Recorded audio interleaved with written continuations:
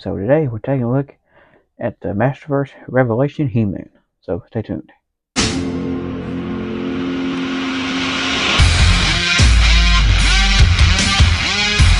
So this is the Masterverse Revelation He-Man figure, which came out a couple of years ago, I believe. I can't remember exactly what year it came out, but this is based on the Revelation series on Netflix, which I did watch and it was awesome. Now, there's a few problems I have with that show. Like, they didn't really show He-Man as much as they did in Revolution. Revolution fixed that problem. So without further ado, let's get into the packaging. Okay, so here is the packaging. As you can see, it's standard packaging for these Revelation figures. Are the single card ones, not the deluxe ones. But as you can see, it says Master Universe Revelation on the bottom there. Got the Mattel logo and it says He-Man. And also on the corner it says Netflix, the original Netflix series. And also on the very top there it says 30 points of articulation. Also it says Masterverse on the very top there. On this side you have an awesome portrait of He-Man there, as you can see, which is really cool. I'm holding the power sword. These packagings have some pretty cool artwork. On the other side, it says He-Man, the most powerful man in the universe. There's not a whole lot there at the bottom, just some information. On the back there, you got another awesome artwork of He-Man and some other figures available, which I have. I do have Skeletor, but I don't have Moss Man or Evil Lyn yet. But I do have the Skeletor there, so I'll probably review him soon. So on the back there's a read up. If you want to read that, go ahead and pause it. There's an awesome portrait of He-Man there, in a running pose with a shield and the power sword and lightning. Hitting a very cool artwork on these packaging. So starting out with accessories, we get two alternate hands. To the left, we get an alternate gripping hand, so you can get him gripping the shield or the power sword in his left hand. And you also get a fisted hand for his right hand, which is pretty cool because it's kind of like in the original intro. He does the punch to the screen, so it's pretty cool. You get a punching hand. Second accessory here is his shield, which was standard with the original He-Man and some other ones. And as you can see, it's got some rivets around the edge there, which is pretty cool. And it's got the orange color in the on the middle there, and then you got the cross section, and then the circle and another rivet there, which is pretty cool. It's mostly just silver plastic, no paint details except for the orange there in the middle. You flip it to the inside. There's not a lot of paint detail, but the strap on here is quite a bit different from other shields, and this one's actually kind of like how actual shield straps would actually work, in reality. The way you do this is actually pretty easy. You just slide He-Man's arm through the shield there, which I find that the hand that comes on the figure is actually better for this. Which you can use the left hand to grip the shield, but I usually just do it this way because it's a little bit easier. And He-Man would not be He-Man without his power sword here, as you can see. Now, this is the Revelation version of the power sword, which is pretty cool. As you see, it's got a painted silver blade, which is pretty cool, and it's got a brown painted handle, and on the hip there, as you can see, it's got a little bit of rivets and things, which is pretty cool. The gray from the hills and the blade is actually a little bit different. It's pretty cool. Now, mine's got a little bit of paint chipping and a few things, so a little bit of defect there, which, he can hold this in either gripping hand. I usually just play him in the right hand. But he gets a pretty good grip on it, too, there. So he's not very loose, so that's pretty cool. He-Man can't be He-Man without his iconic power sword, so he definitely needs that.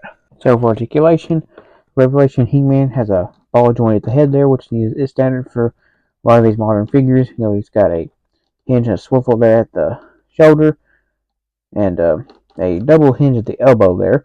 Got a hinge at the wrist, which I wish they had done a hinge, this way instead of side to side, because you could have got a proper, holding aloft the sword pose. But he's got a pretty good ab articulation there, which is a little bit different from classics. Classics had a different kind of ab joint. He's got a swivel there at the waist as well.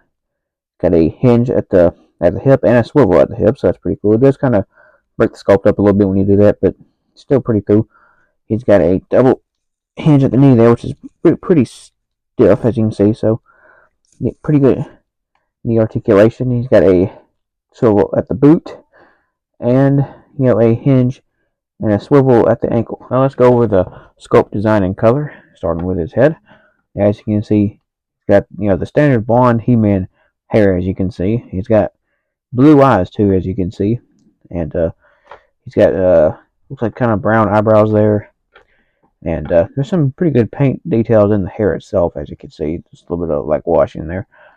And now He-Man, is usually not wearing much in the way of clothes, as you can see, but he's got his iconic power harness, which this version has an H instead of the Iron Cross. And it does have the red squares at the top of the straps, like on the vintage figure. And going over to the back, I forgot to mention a minute ago, but you can take and store the power sword, like so. So let me move that out of the way so we can get a better look at his back there. As you can see, he's got a lot of muscles and stuff, and his shoulder muscles, and he's pretty ripped out since he's He-Man. He's gonna have big muscles and stuff. But which the harness is removable. I forgot to mention that too. But as you can see, mostly got bare arms, big muscles and stuff. He does have two different wrist bracers, like the vintage figure. He's got this smaller wrist bracer, then he's got this bigger one over here, which both of those are removable. And as you can see, he's got a furry loincloth and a gold yellow belt, which this one is actually not removable, but you can break the glue like I did. So if you don't want to do that, learn from my mistake.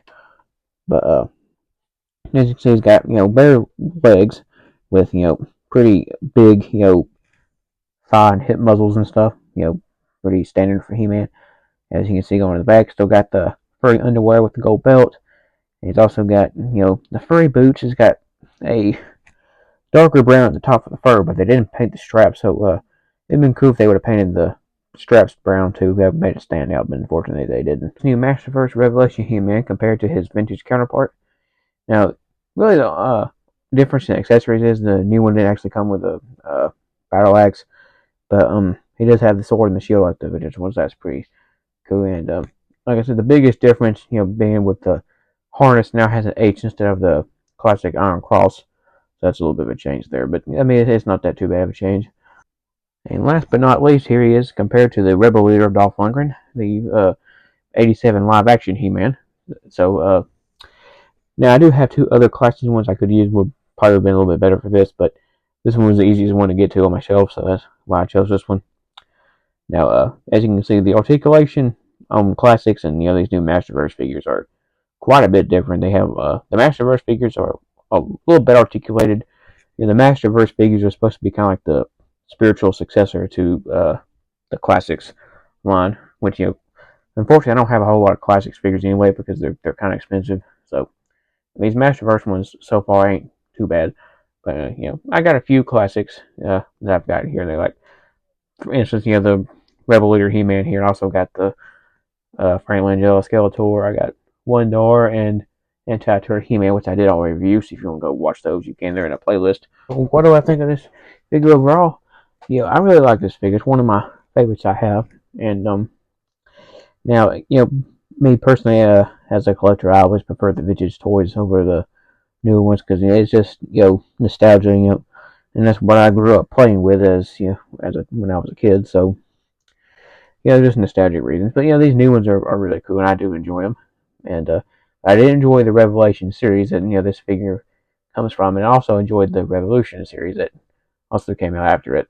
And I'll be excited when they follow up the Revolution because they did leave it open at the very end. So I'll be excited when they follow that up too. So I do highly recommend these if you are a big He-Man fan such as myself. And I'm going to start doing some more He-Man stuff because I've been doing a lot of NECA reviews here lately.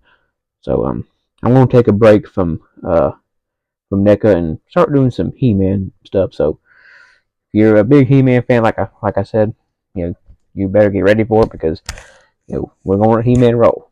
So give me a thumbs up there, help me out a lot, and don't forget to hit the subscribe button.